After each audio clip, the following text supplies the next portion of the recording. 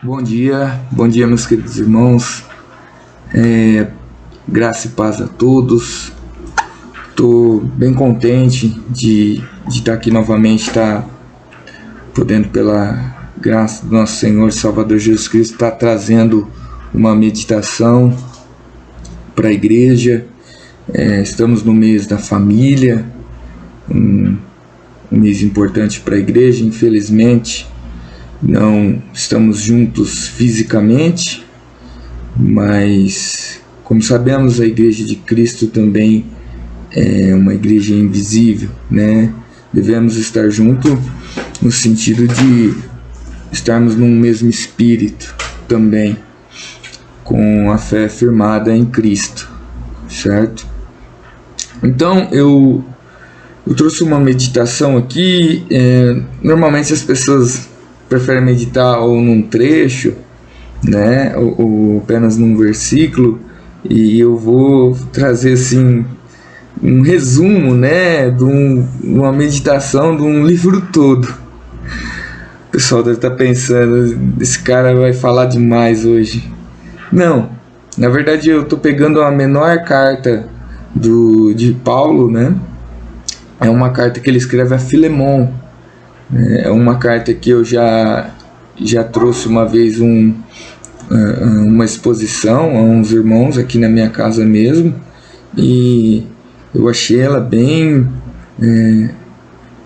dentro do propósito que estamos tendo em trazer mensagens sobre a família, né? Em trazer também que a família não é só aqueles que estão aqui ao nosso redor, não é somente nossos pais, não é somente nossos filhos, nossa esposa, não são apenas parentes de sangue, mas que a gente é unido, na verdade, por um corpo maior. A gente é um corpo em Cristo, né? Onde a cabeça é Cristo. Então, essa também é nossa família. A igreja também é nossa família.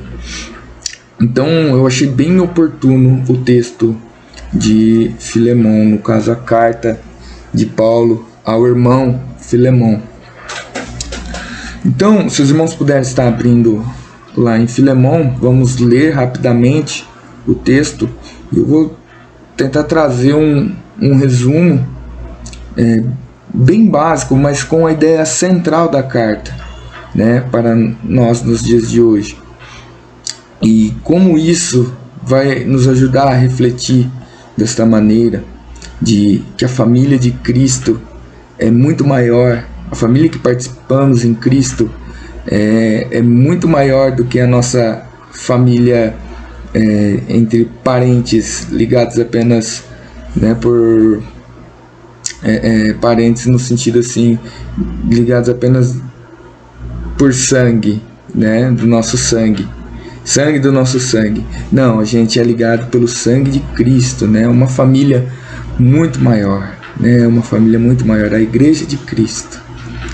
Então, vamos começar lendo aqui na carta de Paulo a Filemon, no capítulo 1, verso 1.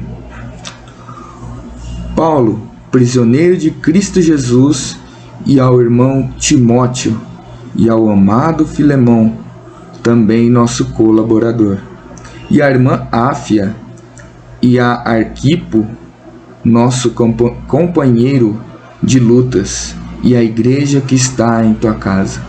Graça e paz a vós outros, da parte de Deus nosso Pai, e do Senhor Jesus Cristo. Dou graças ao meu Deus, lembrando-me sempre de ti nas minhas orações, estando ciente do teu amor e da fé que tens para com o Senhor Jesus e todos os santos, para que a comunhão da tua fé se torne eficiente no pleno conhecimento de todo o bem que há em nós para com Cristo. Pois, irmão, tive grande alegria e conforto no teu amor, porquanto o coração dos santos tem sido reanimado por teu intermédio.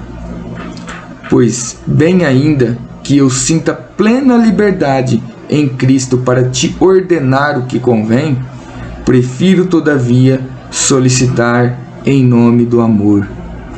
Sendo o que sou, Paulo, o velho, e agora até prisioneiro de Cristo, sim, solicito-te em favor de meu filho Onésimo, que gerei entre algemas. Ele antes te foi inútil, atualmente, porém, é útil a ti e a mim. Eu te envio de volta em pessoa, quero dizer, o meu próprio coração. Eu queria conservá-lo comigo, mesmo para, em teu lugar, me servir nas algemas que carrego por causa do Evangelho. Nada, porém, quis fazer sem o teu consentimento, para que a tua bondade não venha a ser como que por obrigação, mas de livre vontade. Pois acredito que ele veio a ser afastado de ti temporariamente, a fim de que o recebas agora para sempre. Não como escravo, antes muito acima de escravo, como irmão caríssimo, especialmente de mim, e com maior razão de ti, quer na carne, quer no Senhor. Se, portanto, me consideras companheiro, recebe-o, como se fosse a mim mesmo. E se algum dano te fez, ou se te fez alguma coisa, lança tudo na minha conta. Eu, Paulo, de próprio punho o escrevo, eu pagarei. Para não te alegar que também tu me deves até a ti mesmo. Sim, irmão, que eu receba de ti, no Senhor, este benefício. Reanima-me o coração em Cristo. Certo como estou da tua obediência, eu te escrevo, sabendo que farás mais do que estou pedindo. E, ao mesmo tempo, prepara-me também pousada, pois espero que, por vossas orações, vos serei restituído. Saúdam-te, Epáfras, prisioneiro comigo, em Cristo Jesus, Marcos, Aristarco, Demas e Lucas, meus cooperadores. A graça do Senhor Jesus Cristo seja com o vosso espírito. Amém, irmãos. Vamos estar orando a Deus. Pai eterno e querido Deus, graças te damos, Senhor, por mais um dia maravilhoso que nos destes, essa oportunidade maravilhosa de estarmos meditando na tua palavra, Senhor. Que eu sirva de instrumento agora nas tuas mãos, ó Pai, para trazer uma mensagem verdadeira, digna de louvor a ti, Senhor. Que o Senhor me usa conforme tu usastes, quanto tu ali, Senhor, quisestes usar na história. Tanto quanto usaste, Senhor, os teus apóstolos, tanto quanto usaste, Senhor, e usas o teu povo, a tua igreja. Que eu seja instrumento em tuas mãos nesse momento, para lhe trazer uma mensagem tanto de conforto como exortação ao teu povo, Pai. Que tu fales através de mim, e toda honra e glória seja dada a ti. Amém. Meus irmãos, essa carta é uma carta muito importante dos evangelhos, né? Ela tem a autoria de Paulo e Timóteo, como a gente vê no começo da carta, mas principalmente Paulo, né? Principalmente Paulo estará ditando essa carta. Essa carta, historicamente, ela foi escrita entre a data em 60 e 62 depois de Cristo, né? Ela foi escrita na prisão, né? Temos uma grande parte das cartas de Paulo escritas quando ele estava preso, né? Paulo, ele ficou preso como a gente vê no livro de Atos, ele ficou preso em Cesareia, em Jerusalém, né, por 2 anos, como a gente pode ver em Atos 24, né, ele ficou lá por 2 anos, por volta do ano 58 ao ano 60, né, praticamente aqui já entra na data que eles também colocam que a carta de Filemon, a Filemon foi escrita. Então, e temos também depois, né, ele apelou a César e foi enviado a Roma, e diz que realmente ele ficou do ano 61 ao 63 também preso em Roma, ou seja, mais 2 anos. E nesse tempo todo que ele ficou preso, tanto em Cesareia como em Roma, ele escreveu a carta aos Efésios, Filipenses, Colossenses e ao Filemon, ao irmão Filemon. Filemon não é uma igreja, Filemon é um irmão. É uma igreja também em Cristo, mas não estou dizendo, ele não é uma comunidade, como a gente vê, né, que ele escreve aos irmãos de Colossenses, aos irmãos de Efésios, a igreja de Efésios. Não, ele está escrevendo essa carta diretamente a um irmão, né? Essa carta foi enviada por Tíquico, e também Tíquico também levou essa carta, não essa carta, mas quando ele foi enviar essa carta, ele também enviou a carta aos Colossenses. E também com ele foi Onésimo, né, que é um dos personagens principais aqui da carta. O tema dessa carta é que eu achei imprescindivelmente assim oportuno para nós, né, que no caso é o amor fraternal e o perdão em Cristo. Amor fraternal e o perdão em Cristo. E isso a gente deve ter dentro da família, certo? O propósito da carta é instar, né, Filemon, Paulo que está escrevendo, apelando a Filemon para receber de volta com amor, para que ele receba com amor aquele seu escravo fugitivo, que era Onésimo, né? Devemos lembrar que essa é a menor carta de Paulo, certo? E o propósito foi esse. Ele está enviando essa carta a Filemon para que Filemon recebesse novamente o seu escravo fugitivo, que agora havia se tornado um cristão, né? Que ele agora, encontrando com Paulo em prisões, como diz o texto, né? Como diz lá em Algemas, ele encontra de novo com Paulo e ele se converte a Cristo, né? Ele se converte. Então, a escravidão naquela época, irmãos, era muito comum, né? A gente vê que atingia ali 1/5 e 1/3 da população. Então, era comum, era uma forma legalizada de obrigar alguém a trabalhar para você de forma legalizada. E isso não era como a gente conhece aí, como a escravidão particular, somente de negros, né? Não, era qualquer um, né? Tanto independente de cores, né?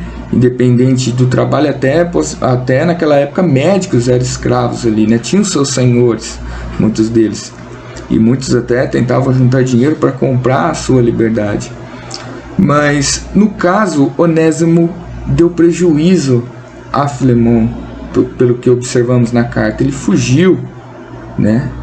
E Filemon, eu não sei dizer se na época que Onésimo havia fugido de Filemon, que era dono de muitos escravos, como eu disse, era uma prática aprovável na época, né? E é interessante a gente perceber como o cristianismo também consegue abolir a escravidão, né? Então eu não sei dizer se Filemon na época, quando Onésimo fugiu, era um cristão, mas sabemos que aqui, quando Paulo escreve a carta a ele já é um cristão, né? Ele já é um cristão. Então, Paulo apela para o amor de Filemão. A gente vê na carta que Paulo apela para o amor.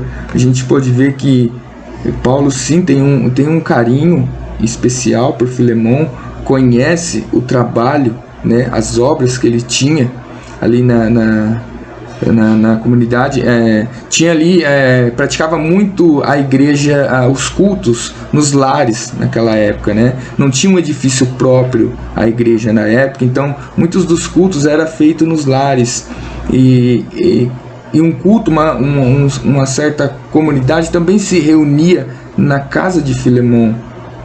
E Filemão era muito generoso, Filemão cuidava bem, né, dos irmãos na fé, cumpria com amor em Cristo, né? E Paulo até aqui elogia ele por isso, né? E Paulo começa a dizer, Filemão, eu tenho plena liberdade em Cristo para te ordenar o que fazer, mas não, eu apelo para o seu amor, para o seu sentimento, né? O amor que tu diz ter em Cristo e que a gente vê em suas obras pelos irmãos. Paulo ali não quis ordenar a Filemão, mas que ele fizesse através do amor, do sentimento do amor, né? Que ele perdoasse Onésimo. Paulo então envia Onésimo para Filemão novamente, porque na verdade a vontade de Paulo, como a gente vê aqui no verso 13, né? Ele diz, eu queria conservá-lo comigo, né? Mesmo para em teu lugar me servir nas algemas que carrego que carrego por causa do Evangelho, né? Então Paulo estava preso, né? Com certeza é aquele período que a gente disse ali, ou em Cesareia ou em Roma, né? E Onésimo aqui serviria e seria muito útil para Paulo, né? Seria muito útil para Paulo no trabalho de evangelismo.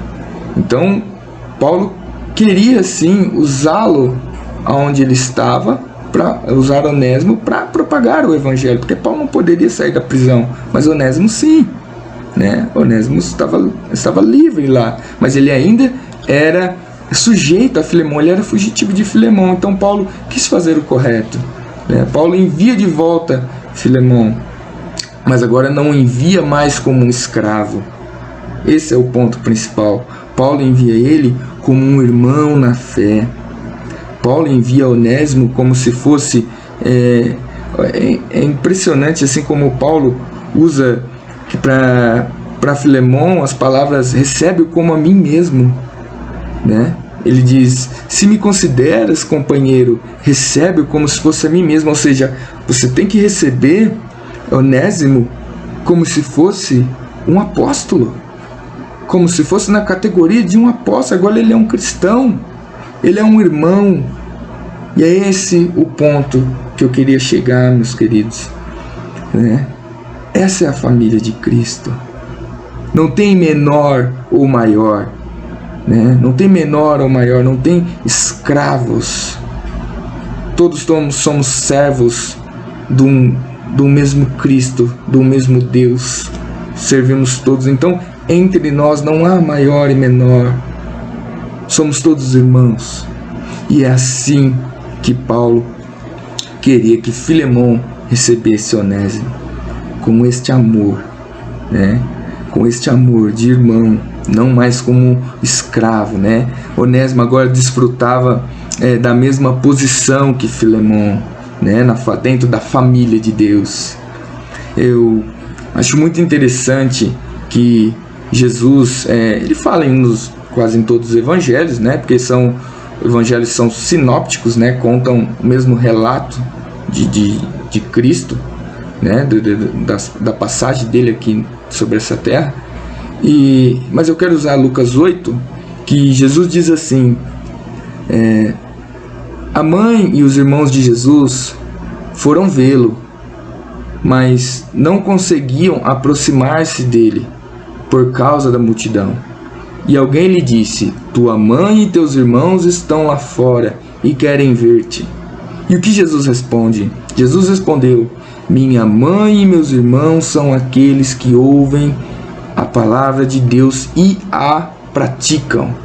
Ou seja, maior talvez que membros tão próximos a nós, né? Maior que eles seria um irmão teu na fé. Por que a Bíblia diz muitas vezes para a gente socorrer os domésticos da fé primeiro, né? Porque é família, é igreja, também é família, somos família. Eu fiquei muito contente, eu fui na casa do pastor, eu e o Juninho, o Shebeck, fomos na casa do pastor, e o pastor deu notícias assim maravilhosas da união dos irmãos em ajuntar cesta básica, né?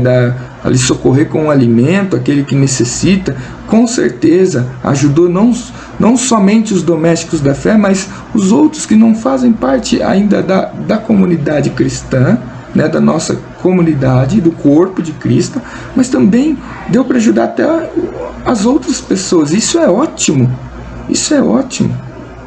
Então, essa é a igualdade que deve ter a igreja, né? Que deve ter entre os irmãos. E é impressionante também como Paulo se põe à frente, como Paulo amava Onésimo. Paulo amava muito Onésimo. Ele diz aqui no verso 12, né? Eu te envio de volta em pessoa, quero dizer, o meu próprio coração. Olha só essa palavra.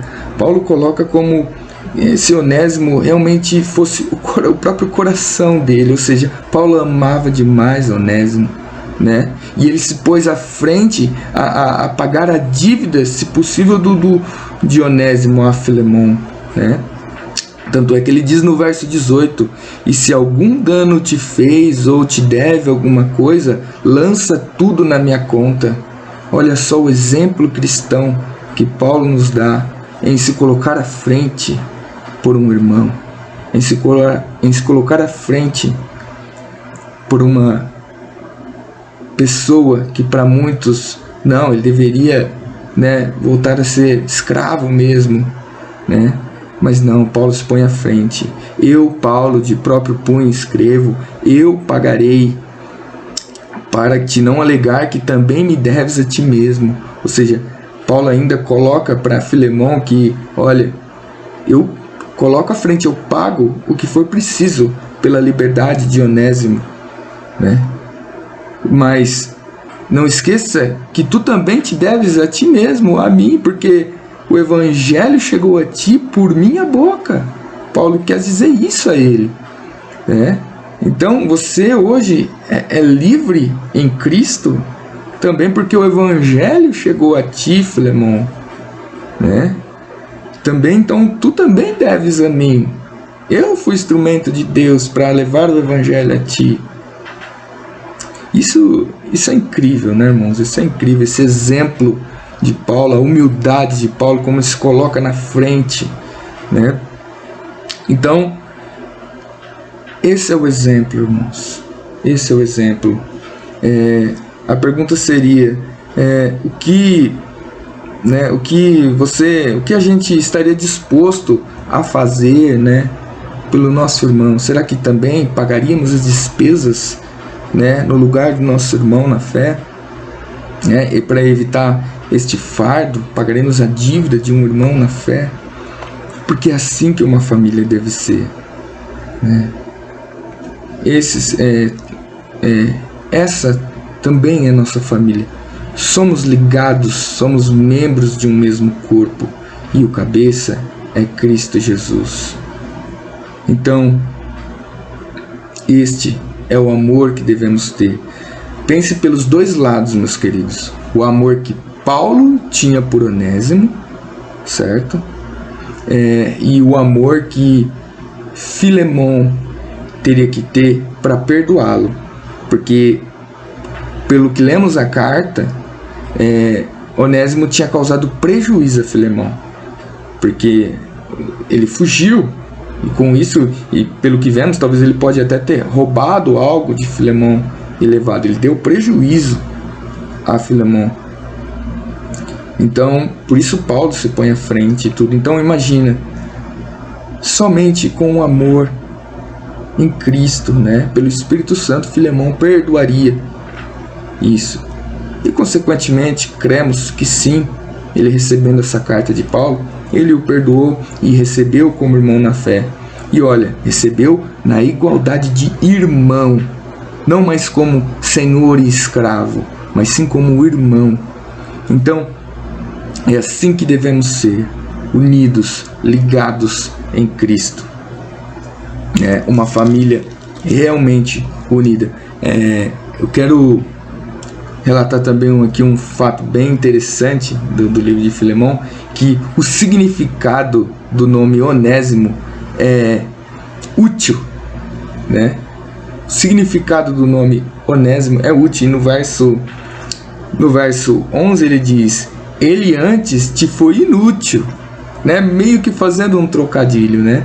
Atualmente, porém, é útil a ti e a mim, né? Então, olha só que coisa maravilhosa. Até o nome, né? Até o nome de Onésimo encaixou completamente com a história que ele viveu. Porque antes era inútil, porque ele podia ser até útil ali como escravo, mas inútil porque não conhecia a Cristo, ainda não servia a Cristo. Mas agora Paulo diz, é útil tanto a mim como a ti, né? Porque agora ele pode pregar o evangelho. Tanto é que Paulo queria que ele ficasse, que Onésimo ficasse com ele lá, mas não poderia fazer isso sem primeiro ele acertar tudo com Filemão. É justo, é honesto, e ele cria que Filemão realmente perdoaria essa dívida. E como ele diz no verso 20, sim, irmão, que te receba a ti no Senhor este benefício, reanime no coração. Certo como estou da tua obediência, eu te escrevo, sabendo que farás mais do que estou pedindo. Ou seja, Paulo estava certo que Filemão não só perdoaria Onésimo, mas o enviaria de volta para ajudar Paulo na pregação do evangelho, na prisão onde ele estava, né? Então, esse é o texto que eu queria, essa reflexão que eu queria estar deixando aos irmãos. Eu acho que eu demorei até um pouco mais, que os irmãos me perdoem pela demora. Realmente a carta é pequena, mas o conteúdo é grandiosíssimo. O conteúdo é grandiosíssimo. Vamos sim perseverar nessa família de Cristo que somos. Vamos sim perseverar e nessa pandemia, né, que temos que estar mais unidos. Temos que estar mais unidos, irmãos. Por mais que estamos longe, temos os contatos aí pelo WhatsApp, podemos fazer essas obras maravilhosas em união, em ajudar aquele que necessita, porque estamos entrando cada vez mais em caminhos apertados, né, na parte da economia também. Então devemos sim ajudar uns aos outros na nossa capacidade, no dom que o Senhor nos deu, nos respectivos dons que o Senhor nos dá, para ali capacitarmos. O dom não foi te dado para ficar guardado e enterrado. O dom foi nos dado para aplicar na igreja. O dom nos foi dado para aplicar na igreja. Então devemos aplicar e devemos ali praticar as boas obras em gratidão pelo que Cristo nos fez, né? Em gratidão, porque as nossas boas obras não nos dá a salvação, mas a obra que Cristo fez na cruz nos faz hoje praticar boas obras em gratidão a Deus, né? Meus irmãos, eu agradeço, que tenham um bom dia e até a noite, em nome de Jesus.